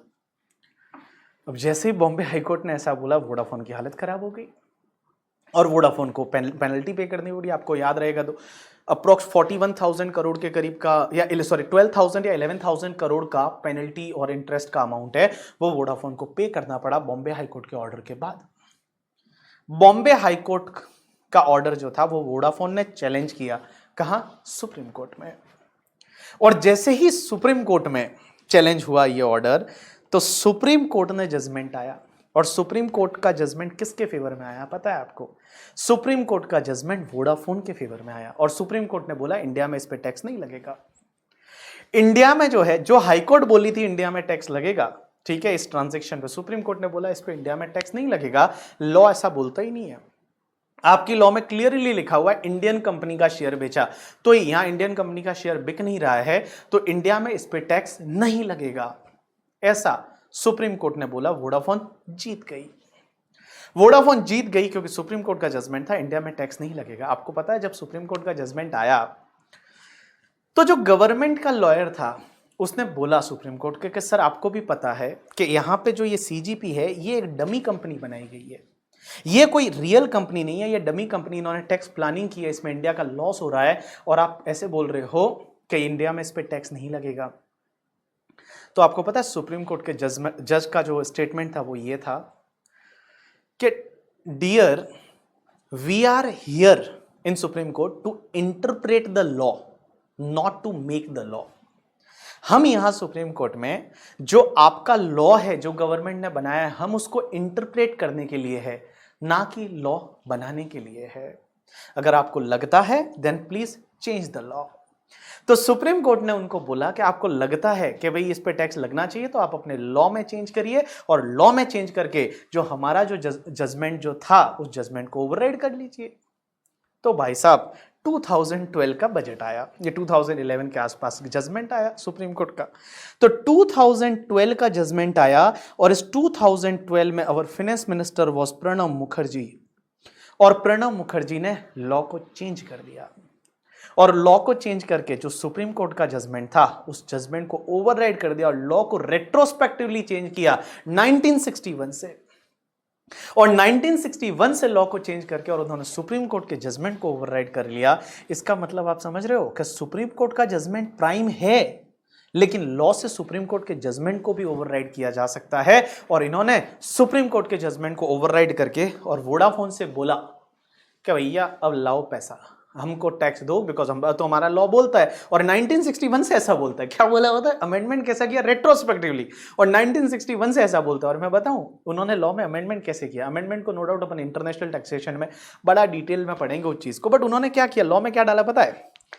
कि अगर कोई फॉरेन कंपनी है, ये वाली मॉरिशस वाली सीजीपी, अगर ये अपने असेट की वैल्यू इंडियन असेट से डिराइव करती है, मींस अपने शेयर की वैल्यू बेसिकली इंडियन असेट से डिराइव करती है, तो फॉरेन कंपनी के share deem to be located in India माने जाएंगे। मतलब अगर कोई फॉरेन की कंपनी है और उसके शेयर की वैल्यू इंडिया से आ रही है, शेयर की वैल्यू जो है वो इंडिया से आ रही है, तो यह मान लिया जाएगा कि ये इंडिया की असेट है, और अगर आप अब उसको बेचोगे तो इंडिया में टैक्स लगेगा। ऐसे उन्होंने सेक्शन 9 को चेंज किया, डीम टू बी अक्रूड और अराइज इन इंडिया का, और भाई साहब उस पर टैक्स लगाया। अब अभी तक वोडाफोन ने टैक्स नहीं भरा है, ठीक है। अब एक बात समझना, तो जैसे ही अमेंडमेंट आया, एओ ने वापस नोटिस भेज दिया कि बोला अब तो लॉ बोलता है कि ये ऐसा है, और 1961 से बोलता है। वोडाफोन ने फिर आर्बिट्रेशन में गई वोडाफोन, और वोडाफोन आर्बिट्रेशन में क्यों गई? बिकॉज अपना इंडियन कॉन्स्टिट्यूशन ये बोलता है कि जब भी कुछ इंटरनेशनल डिस्प्यूट है, और यहां पे क्या होता है इंटरनेशनल डिस्प्यूट था, बिकॉज ये वोडाफोन एक नीदरलैंड कंपनी थी करके, ठीक है, ये हांगकांग की कंपनी थी, इंटरनेशनल लेवल पे था, तो उन्होंने बोला आर्बिट्रेशन में जाएंगे हम। आर्बिट्रेशन में मतलब कुछ ना कुछ हमारा सेटल करो out of the court, because supreme court तक का जजमेंट आ चुका था करके, ठीक है। अब आर्बिट्रेशन में जाएंगे, तो अपनी गवर्नमेंट है वो आर्बिट्रेशन में है उस टैक्स की वसूली को लेके, लेकिन वोडाफोन है वो आर्बिट्रेशन में, सिंगापुर में आई थिंक आर्बिट्रेशन चल रहा था, और सिंगापुर में वो जीत गई, और सिंगापुर वाला जो आर्बिट्रेशन में जो जज थे उन्होंने बोला कि आप किसी भी कंपनी का जब ट्रांजैक्शन हुआ था उस टाइम पे जो लॉ में स्थिति नहीं थी, आप रेट्रोस्पेक्टिव अमेंडमेंट करके और उस लॉ को चेंज कर देते हो और बोलते हो अब टैक्स भरो, तो ये पॉसिबल नहीं है किसी के लिए। तो ऐसा वहां पे हुआ है, लेकिन वापस फिर अपने फाइनेंस मिनिस्टर ने भी बोला, मतलब आपको पता है फाइनेंस मिनिस्ट्री से आई थिंक अनुराग उसने बोला था कि हम इसको चैलेंज करेंगे, जो आर्बिट्रेशन का ऑर्डर है उस आर्बिट्रेशन के ऑर्डर को भी हम चैलेंज करेंगे। तो आज तक मैं बताऊं ये मैटर डिस्प्यूटेबल है, बट सुप्रीम कोर्ट के जजमेंट को ओवरराइड कर दिया था और लॉ में चेंज कर दिया था, इनको टैक्स भरना पड़ेगा। तो इसलिए मैं बोल रहा हूं सुप्रीम कोर्ट का judgment is prime, supreme court का जजमेंट आया, you have to follow that, but law में चेंज करके सुप्रीम कोर्ट के जजमेंट को भी ओवरराइड किया जा सकता है। तो देखो क्या लिखा हुआ है, supreme court and high court के decision.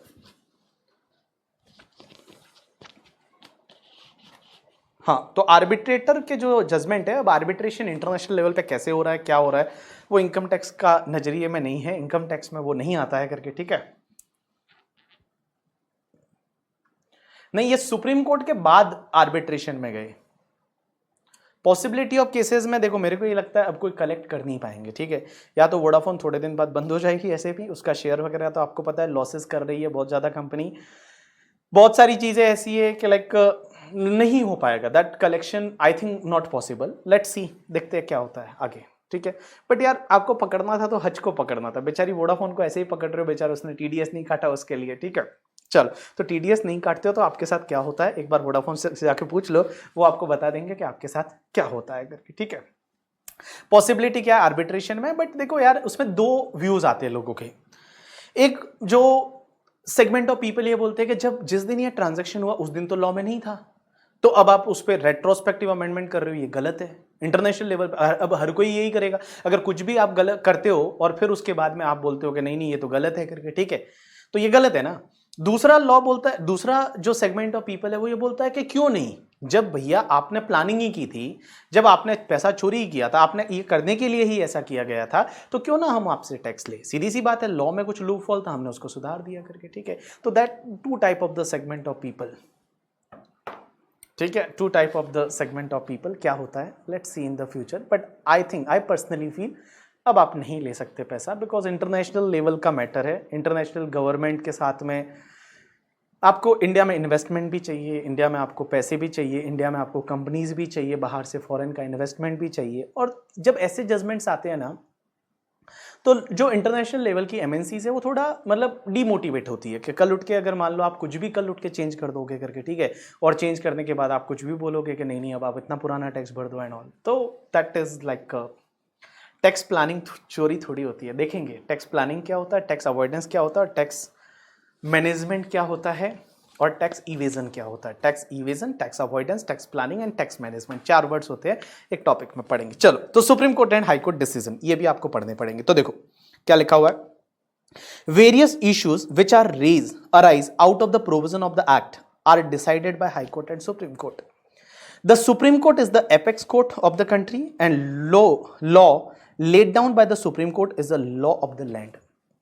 The decision given by the various high court will apply in the respective state in which such high court have the jurisdiction. High court के जजमेंट उस state में लगते हैं, दूसरे state में नहीं लगते. अच्छा, किसी ने मुझे ये क्वेश्चन पूछा था कि भाई सर, हाई कोर्ट में क्या कॉन्ट्राडिक्टरी जजमेंट आ सकते हैं? क्या बॉम्बे हाई कोर्ट ये बोल रही है, Punjab and Haryana high court ये बोल रही है, या हाई कोर्ट ये बोल रही है, या हाई कोर्ट ये बोल रही है, क्या ऐसा आ सकते हैं? आंसर इज यस, एब्सोल्युटली आ सकते हैं, और है ऐसे बहुत सारे करके. ठीक है, there are thousands of cases जहां पे सेम मैटर है, सेम इशू है, एक कोर्ट ये बोल रही है, दूसरी कोर्ट ये बोल रही है. अब आप बोलोगे हमको क्या फॉलो करना है? तो आप जिस स्टेट में हो वो वाली कोर्ट जो बोल रही है वो फॉलो कर लो. अब आप दोनों ही स्टेट में नहीं हो तो फिर आपके लिए जो बेनिफिशियल है वो वाला आप फॉलो करो और उसको आगे लेके जाओ. फिर वो मैटर सुप्रीम कोर्ट में जाता है, और जब सुप्रीम कोर्ट जो जजमेंट देती है वो वाला जजमेंट फिर सब पे एप्लीकेबल हो जाता है करके. ठीक है, चलो अब एक बात समझना. तो मैंने आपको क्या बताया? Source of income tax law. Source of income tax law में क्या क्या चीजें पढ़ेंगे तब अपने को इनकम टैक्स का नॉलेज होगा? सबसे पहला इनकम टैक्स एक्ट 1961, दूसरा इनकम टैक्स रूल्स 1962, तीसरा फाइनेंस एक्ट 2021, चौथा सर्कुलर नोटिफिकेशन, और पांचवा केस लॉज. ये सब का जो कॉम्बिनेशन स्टडी रहेगा, कंबाइन स्टडी जो रहेगा, वो हमको इनकम टैक्स लॉ समझाएगा. चलो अब अपन आगे चलते हैं और कुछ इनकम टैक्स के बेसिक्स पॉइंट्स अपन डिस्कस करते हैं. सबसे पहले इनकम टैक्स किसको लगता है, उसकी चार्जिंग सेक्शन क्या है? चार्जिंग सेक्शन का मतलब होता है कि भैया आप पे कोई भी चार्ज कब लगेगा, वो कहां लिखा हुआ है कि इनकम टैक्स अपने को पे करना पड़ेगा, वो चार्जिंग सेक्शन 4 में बोला गया. तो चार्जिंग सेक्शन 4 क्या बोलती है? देखो बेटा, चार्जिंग सेक्शन 4 बोलती है कि इनकम टैक्स से charge for every assessment year, हर साल आपको लगेगा. ऐसा नहीं कि एक बार इनकम टैक्स लग गया तो फिर जिंदगी में और भी पे करने की जरूरत नहीं, हर असेसमेंट ईयर में लगेगा आपको. ठीक है, it is charge on the every person as defined in section 231 में जो पर्सन डिफाइन है उन पे लगेगा. And it is charge on the total income earn by the person during the previous year, जो प्रीवियस ईयर में income कमाई उस पे टैक्स लगेगा in the assessment year, and the tax is levied at the rate prescribed by the finance act. तो बड़ा simple है कि income tax is charge for every assessment year में लगेगा. किस पे लगेगा? पर्सन पे लगेगा. तीसरा, कौन से पर्सन पे? जो इनकम आपने प्रीवियस ईयर में कमाई उस पे लगेगा. और बेटा जो रेट प्रिस्क्राइब है फाइनेंस एक्ट में उस रेट से लगेगा. बट सर ये असेसमेंट ईयर प्रीवियस ईयर क्या है? तो बड़ा सिंपल मैं बताऊं, देखो प्रीवियस ईयर वो वाला ईयर जिस ईयर में आप इनकम कमाते हो. मैं आज आपको पढ़ा रहा हूं तो कौन से प्रीवियस ईयर? 21-22, इस प्रीवियस ईयर में मैं कमा रहा हूं इनकम. इस पे टैक्स कब लगेगा? असेसमेंट ईयर में. तो assessment year 22-23. So in simple word बता दूं, प्रीवियस ईयर में आप इनकम कमाते हो और असेसमेंट ईयर में उस पे टैक्स भरते हो, रिटर्न भरते हो, that is called assessment year. तो सबसे पहले चलते हैं हम प्रीवियस ईयर पे, दैट इज सेक्शन 3, और सेक्शन 3 है वो प्रीवियस ईयर की बात करती है. तो previous year means a financial year immediately preceding the assessment year. Assessment year से पहले वाला जो फाइनेंशियल ईयर है उसको प्रीवियस ईयर बोलेंगे. ठीक है, for example assessment year 22-23, the previous year shall be 1 April 2021 till 31st March 2022, and the total income earned in previous year 21-22 is assessed in assessment year 22-23. ऐसे याद रखो, प्रीवियस ईयर जिस year में आप income कमाते हो, अभी अपन इनकम कमा रहे हैं वो कौन से ईयर में? 21-22 में. टैक्स कब भरेंगे? अगले साल, दैट इज असेसमेंट ईयर 22-23. अब एक चीज समझना, प्रीवियस ईयर क्या हमेशा 12 मंथ का ही होगा?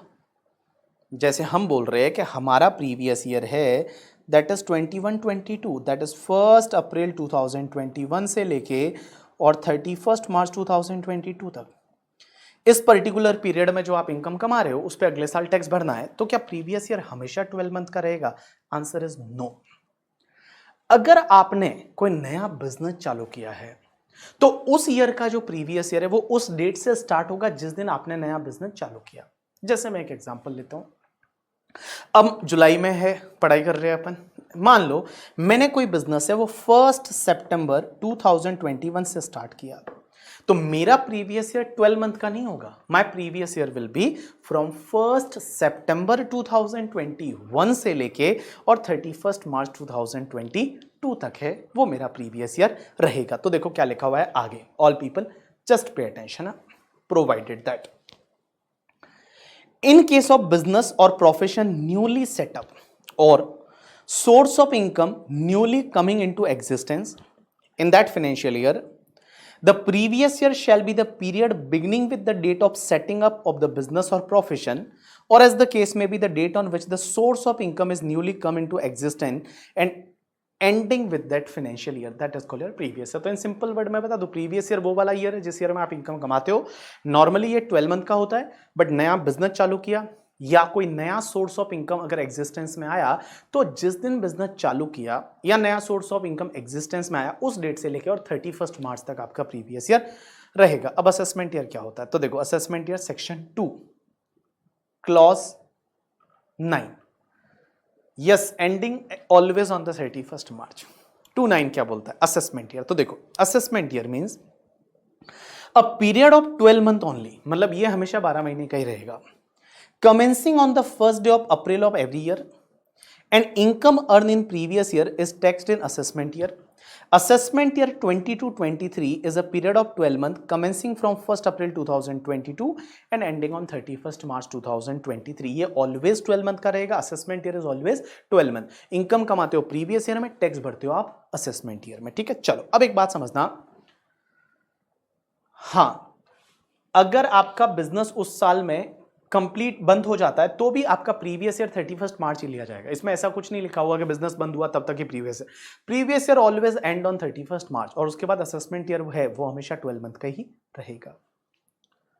चलो उसके बाद में एक बात बताओ, मैंने यहां सेक्शन 4 में क्या बताया था कि income tax is charge for every assessment year and it is charge on every person, her person पे इनकम टैक्स लगेगा, जो उसकी इनकम कमाया उस पे इनकम टैक्स लगेगा। पर्सन किसको बोलेंगे, अब एक चीज समझना, पर्सन का डेफिनेशन सेक्शन 2 क्लॉज 31 में दे रखा है। पर्सन का डेफिनेशन, सर पर्सन कौन कौन होता है, एक होता है पर्सन और एक होता है असेसी।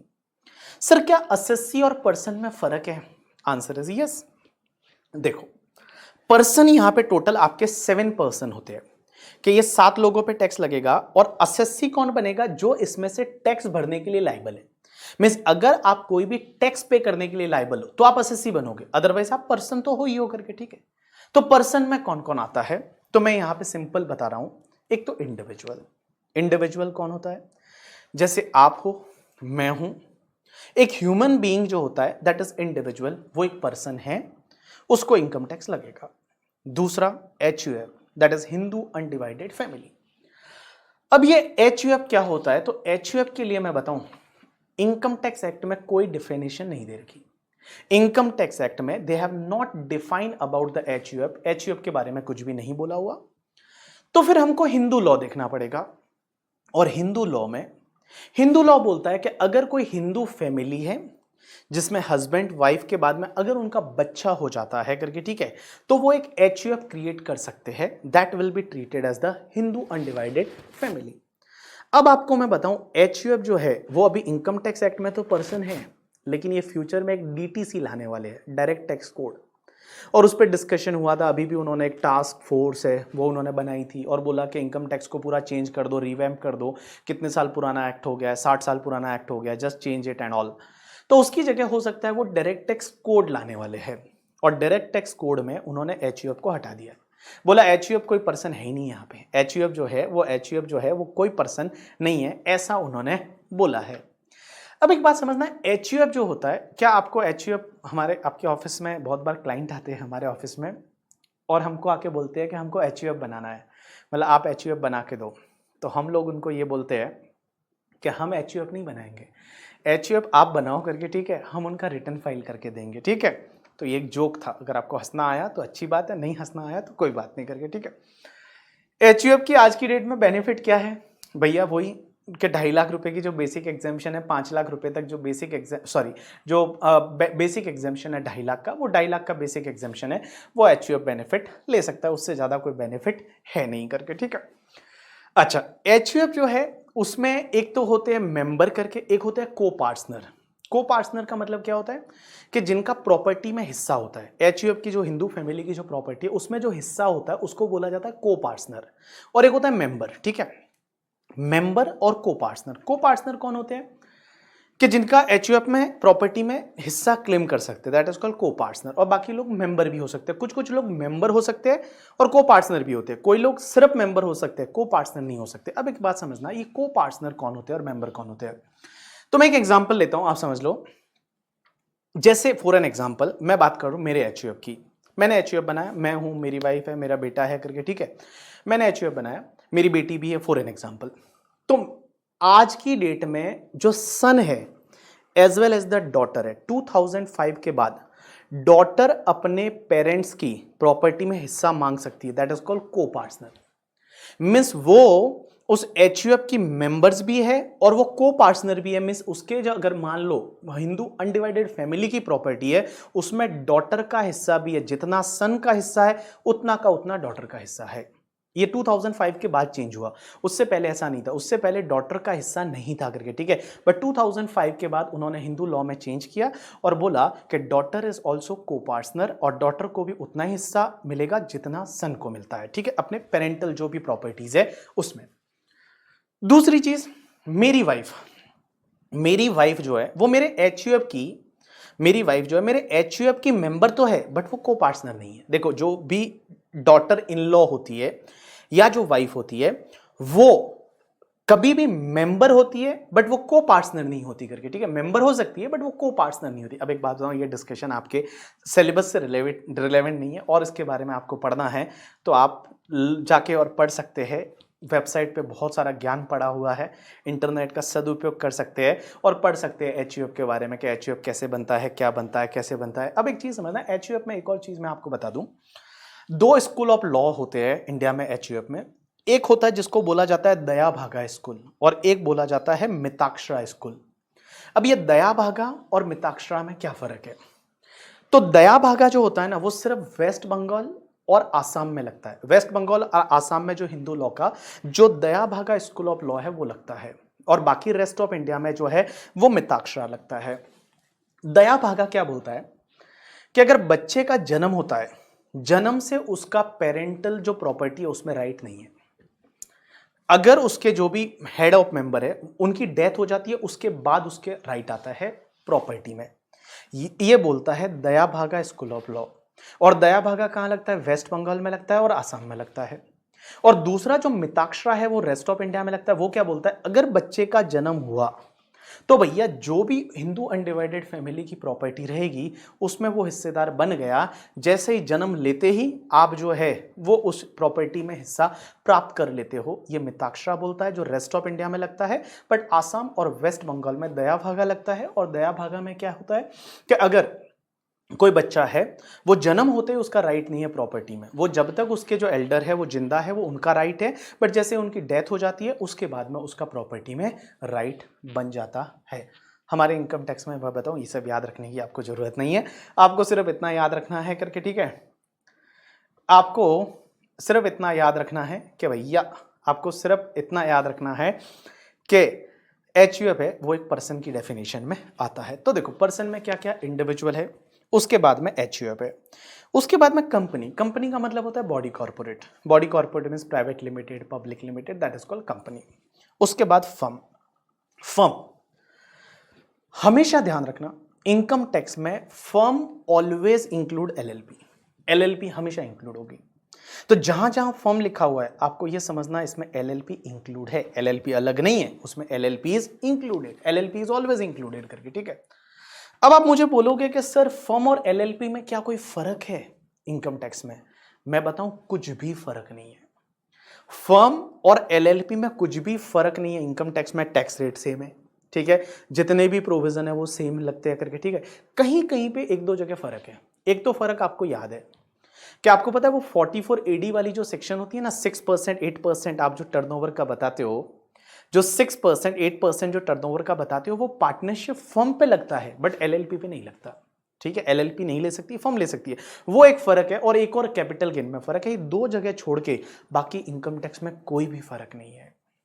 अब आप मुझे बोलोगे सर एलएलपी में तो पार्टनर की लायबिलिटी लिमिटेड होती है, तो क्या इनकम टैक्स पर्पस के लिए भी क्या पार्टनर की लायबिलिटी लिमिटेड होगी? आंसर इज ना बाबा ना, ऐसा नहीं है। इनकम टैक्स में पी चिदम्बरम जी ने एक सेक्शन डाली हुई है सेक्शन 167C करके, और सेक्शन 167C क्या बोलती है पता है? कि notwithstanding anything contain in LLP act 2008। तुम्हारा LLP एक्ट क्या बोलता है? Goes to buy oil, means LLP act तुम्हारा तेल लेने गया करके, ठीक है, वो LLP एक्ट तेल लेने गया। इनकम टैक्स में जो LLP का पार्टनर है उसकी भी लाइबिलिटी अनलिमिटेड है। तो मैं बताऊं, इनकम टैक्स में भैया आप अगर LLP बना लो या पार्टनरशिप फर्म बना दो, दोनों सेम है, कोई फर्क नहीं है इनकम टैक्स के प्रोविजन में, एक्सेप्ट वो प्रिजम्पटिव बेसिस टैक्सेशन जो 6%, 8%, 50% वाला जो है करके, ठीक है, वो LLP को नहीं मिलता बट पार्टनरशिप फर्म को मिलता है, सिर्फ इतना फर्क है। तो जहां जहां फर्म बोला जाए आप हमेशा ध्यान रखना, it include LLP also. Now next part is the AOP-BOI, that is Association of Person and Body of Individual. Sir ये AOP-BOI क्या है? AOP-BOI अगर मान लो कोई चीज आप बनाते हो, जैसे आपने फॉर एन एग्जाम्पल आप कुछ लोग आपस में मिलते हो कि किसी स्पेसिफिक पर्पस के लिए आप लोग आपस में मिलते हो और वो स्पेसिफिक पर्पस खत्म हो जाता है, उसके बाद आप अलग हो जाते हो, that is called association of person और बॉडी ऑफ इंडिविजुअल। एग्जांपल के लिए जॉइंट वेंचर। जैसे हम लोगों ने क्या किया कि जॉइंट वेंचर में एंटर किए, और जॉइंट वेंचर में एंटर करने के बाद जॉइंट वेंचर के लिए कुछ प्रोजेक्ट था, वो प्रोजेक्ट को आपने कंप्लीट कर दिया करके, ठीक है, और जैसे ही वो जॉइंट वेंचर कंप्लीट हो गया उसके बाद मान लो उसको आपने खत्म कर दिया, that is called your AOP-BOI। एक और एग्जांपल लेता हूं, आप लोगों ने ट्रस्ट सुना होगा। तो जो ट्रस्ट होता है, चैरिटेबल रिलीजियस ट्रस्ट, हमने सोचा कि हम ट्रस्ट बनाते हैं, ठीक है, या मंडल बनाते हैं, बहुत बार मंडल है, ट्रस्ट है, और अगर वो रजिस्टर्ड नहीं करवाते करके, ठीक है, तो उसको हम AOP-BOI बोलते हैं। मीन्स कुछ लोग आपस में मिलते हैं और मिलने के बाद किसी स्पेसिफिक पर्पस के लिए वो लोग मिले हैं, दैट इज कॉल्ड AOP या BOI। बट दोनों में फर्क क्या है? AOP और BOI दोनों में फर्क ये है कि देखो, AOP में कोई भी मेंबर बन सकता है। जैसे एक एग्जांपल लेता हूं कि एक कंपनी है जिसका नाम है BB लिमिटेड, तो BB limited as well as mister Raju, mister Sanjay, mister Hari, तो हरी, राजू, संजय और BB लिमिटेड, ये सब लोग मिलकर मान लो कुछ जॉइंट वेंचर बनाया, that is called your AOP, association of person. इसमें कोई भी पर्सन आ गया, लेकिन बॉडी ऑफ इंडिविजुअल जो होता है ना, उसमें सिर्फ इंडिविजुअल लोग ही मिलते हैं। जैसे हमने क्या किया कि हम 10 लोग इंडिविजुअल है, अपनी क्लास में जितने भी लोग हैं हमने मिलके कुछ बनाया करके, ठीक है, सिर्फ इंडिविजुअल लोग है, that is called your body of individual. Income tax में इसको हमेशा AOP-BOI ही बोला जाएगा। इसके लिए अलग टॉपिक है जो मैं आपको सेकंड वॉल्यूम में पढ़ाऊंगा, और सेकंड वॉल्यूम का आई थिंक पहला या दूसरा टॉपिक ही है एसोसिएशन ऑफ पर्सन और बॉडी ऑफ इंडिविजुअल।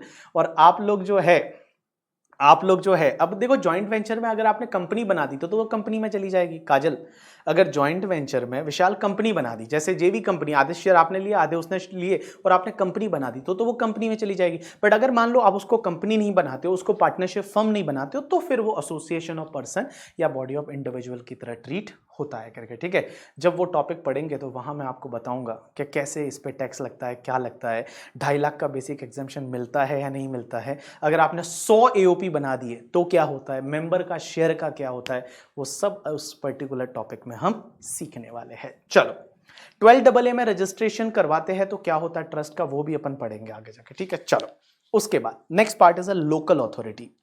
ये लोकल अथॉरिटी क्या होती है कि जो गवर्नमेंट का पैसा गवर्नमेंट लोगों के लिए यूज करने के लिए देती है, और ये लोकल अथॉरिटी किसको बोलते हैं, जो उस पैसे को मैनेज करती है पब्लिक के लिए, that is called local authority. Example के लिए आपकी हमारी जैसे मुंबई में BMC है, ब्रह्ममुखी मुंबई कॉरपोरेशन, ठीक है, जिसको हम बॉम्बे म्युनिसिपल कॉरपोरेशन भी बोलते हैं। ग्राम पंचायत है, कॉरपोरेशन है, जो गवर्नमेंट से पैसा आता है पब्लिक के यूज के लिए वगैरह, वो उसको मैनेज करती है, that is called your local authority. And last is artificial juridical person.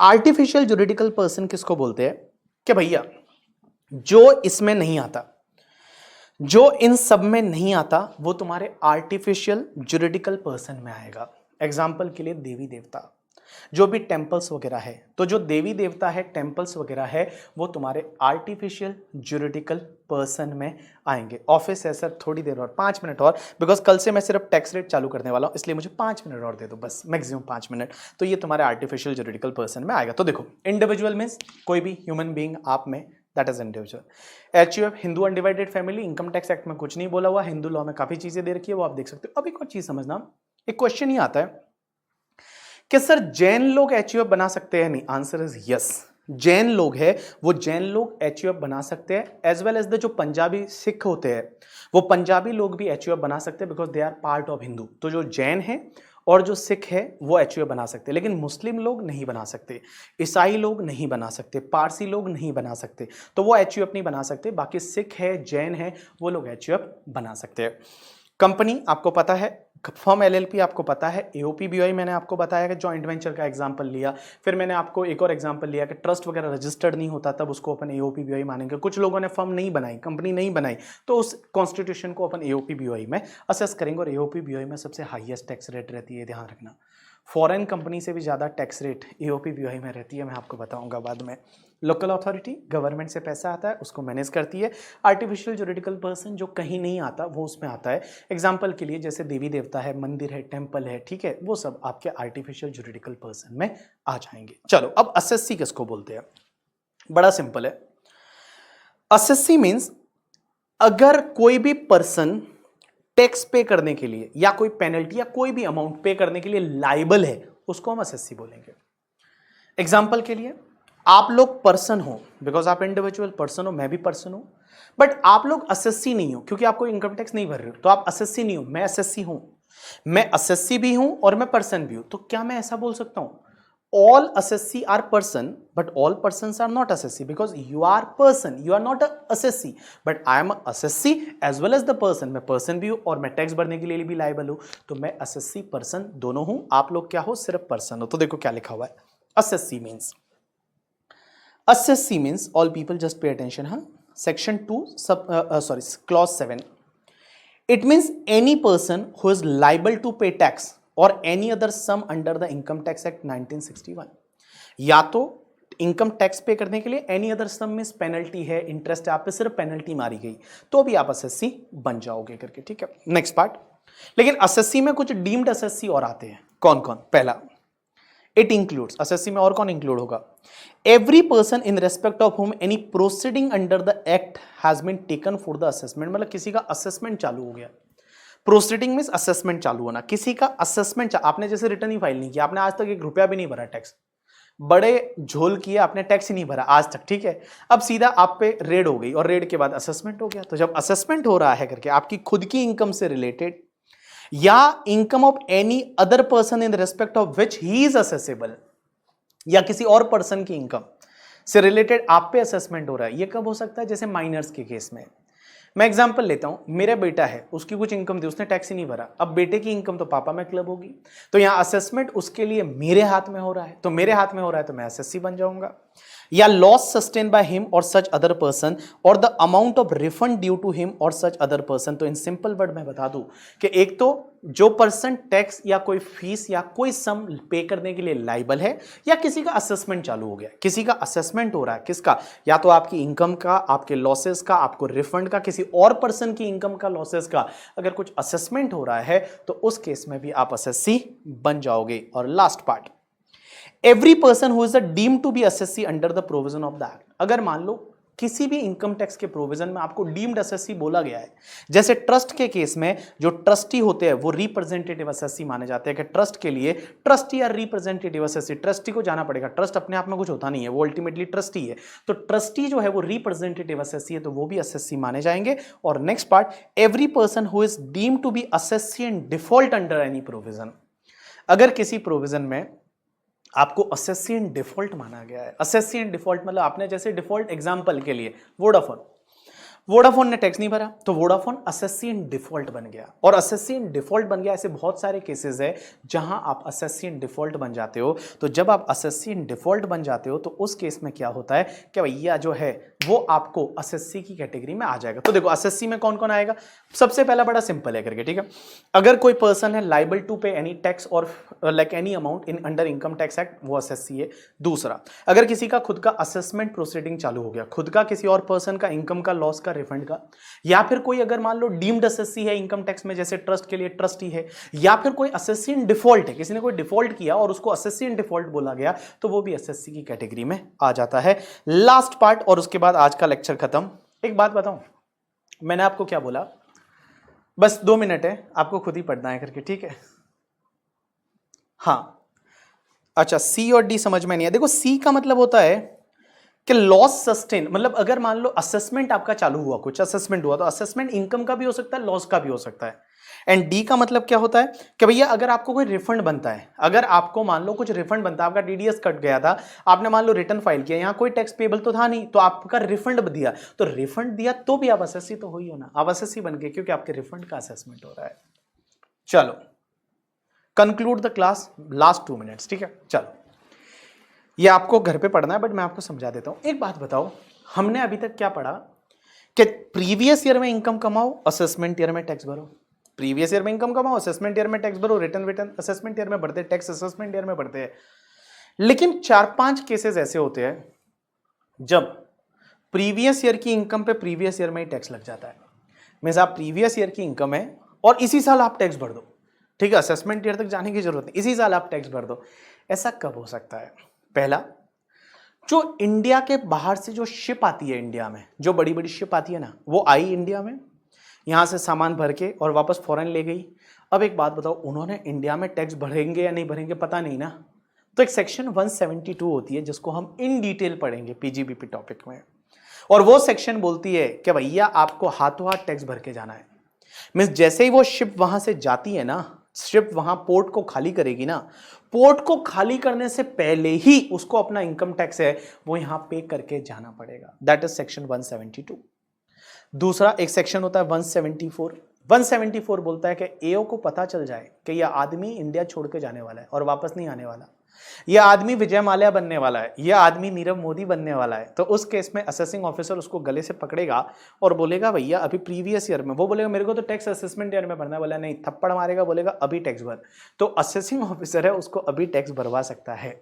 या फिर अगर AOP BOI artificial juridical person बनाया आपने कोई स्पेसिफिक चीज के लिए, स्पेसिफिक इवेंट के लिए बनाया, जैसे मैं एक एग्जांपल लेता हूं, हमने गणपति पूजा जो होती है, गणेश चतुर्थी मुंबई में बहुत फेमस है, गणेश चतुर्थी आप कभी आना, तो गणेश चतुर्थी के लिए हमने एक मंडल बनाया और बोला कि गणेश चतुर्थी में हम लोगों को पानी बांटेंगे और कम रेट पे बांटेंगे, समथिंग हमने एक एओपी बीओआई बनाया।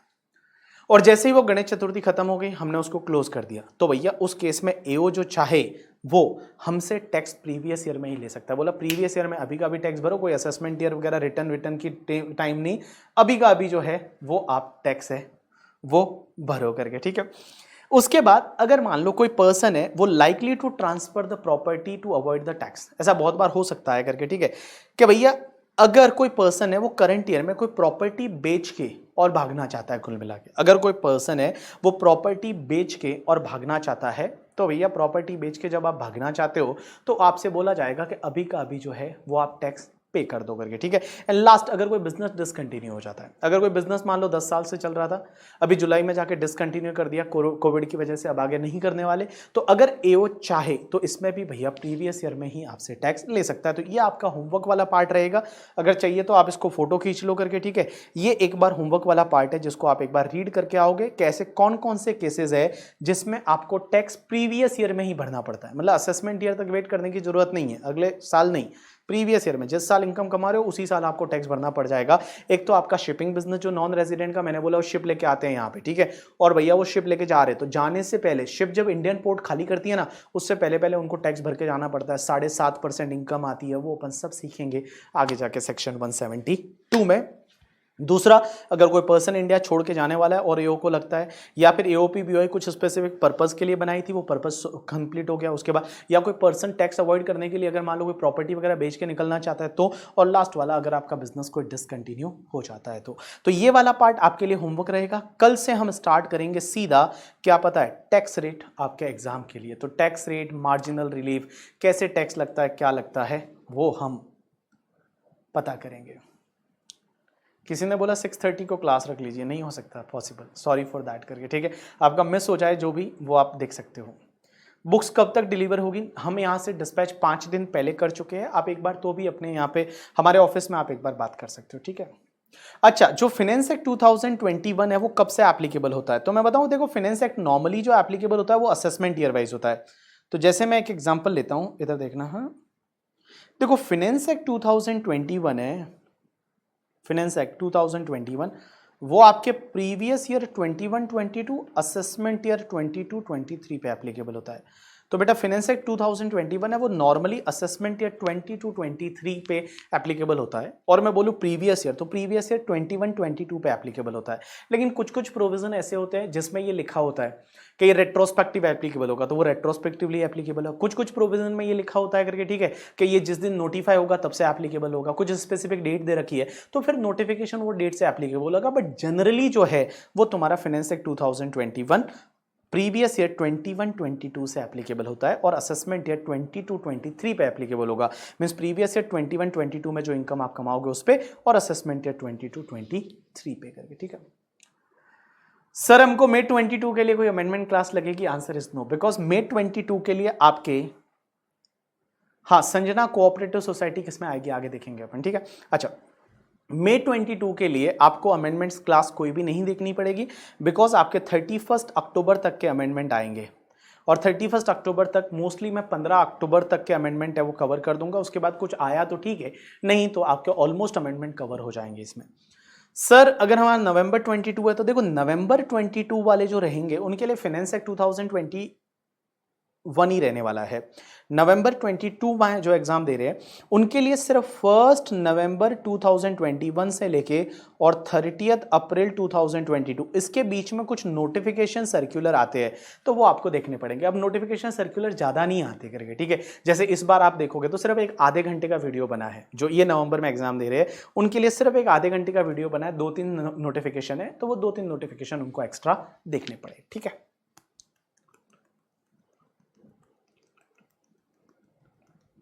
चलो डन, आज के लिए इतना बहुत है, कल कंटिन्यू करते हैं। जितना आज पढ़ा है एक बार आप क्विकली रिवाइज करके आना, और आपके पास बुक आ गई हो तो ये वाला पार्ट एक बार देख के आना। अगर आपके पास बुक नहीं है तो आईसीआई के मॉड्यूल से देख सकते हो, एज इट इज वहीं से ले रखा है, तो वहीं से आप इसको पढ़ के आ सकते हो, ठीक है। चलो, थैंक्स अ लॉट पीपल, आज के लिए इतना बहुत है करके, ठीक है। समित रिप्रेजेंटेटिव की डेफिनेशन दे रखी है, रिप्रेजेंटेटिव एसएससी में कौन कौन आता है, कहाँ कहाँ आता है, ठीक है। चलो थैंक्स अ लॉट पीपल, आज के लिए इतना बहुत है, कल अपन कंटिन्यू करेंगे इसके आगे।